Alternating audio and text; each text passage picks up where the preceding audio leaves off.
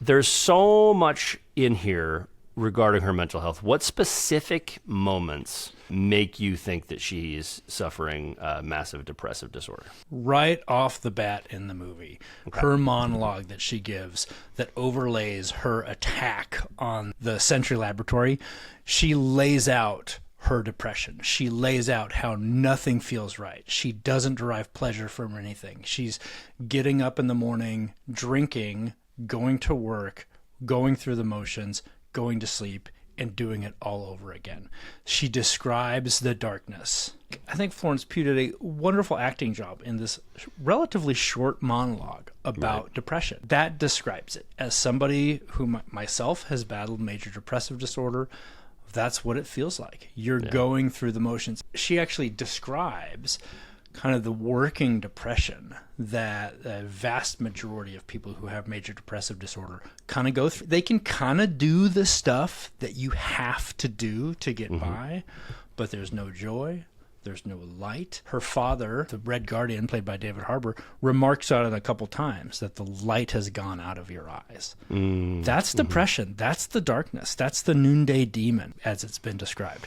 And I think this was great. This was a great portrayal of this. Yeah. No, I agree. I don't know nearly as much about this stuff as you do, obviously, but even I'm sitting there like, oh, wow, this is a great portrayal of depression. Let me ask you this. So there's a scene at the end where she decides to take a risk and walk into the darkness. I don't think she knew exactly what was going to happen, but she was willing to walk into the darkness. Essentially, there's a high percentage that she's going to die. And you could argue that that might be committing suicide. Does she make that jump if she's not depressed?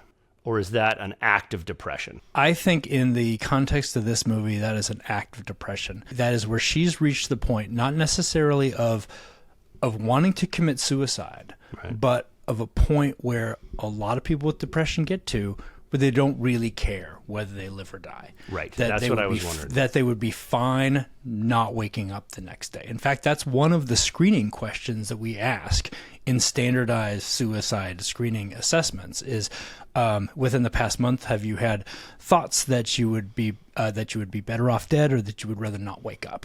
Right. And so I think in that moment, Jeff, you're probably right. She just like, you know what? I don't really care. If this goes well, it goes well. If I die, I die. Yeah. That makes sense.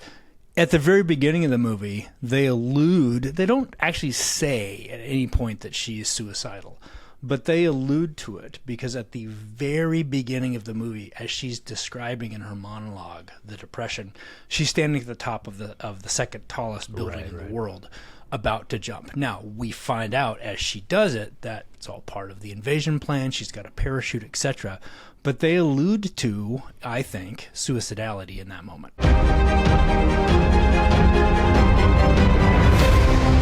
I want you to hit me as hard as you can.